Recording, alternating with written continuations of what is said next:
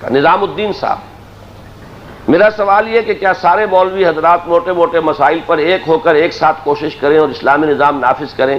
آپ کوئی تجویز پیش کر، تجویز تو آپ نے پیش کر دی، سارے مولوی جمع ہو جائیں۔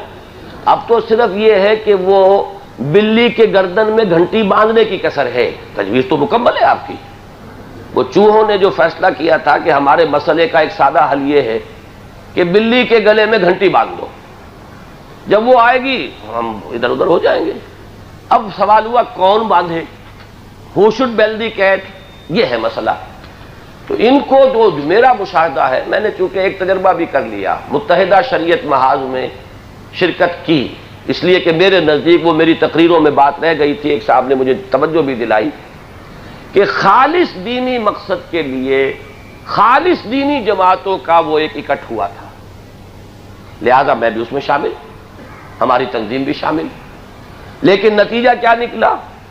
ایک تو یہ ہے کہ واقعہ یہ ہے کہ اندر کھٹ پٹ دیکھی ہم نے، فلاں پوسٹر میں فلاں جماعت کا نام زیادہ نمایاں کیوں لکھ دیا گیا، اور فلاں میں یہ معاملہ جو ہے اس کا نام آگے کیوں ہو گیا، اس کا پیچھے کیوں ہو گیا، یہ جھگڑے ہوتے دیکھے۔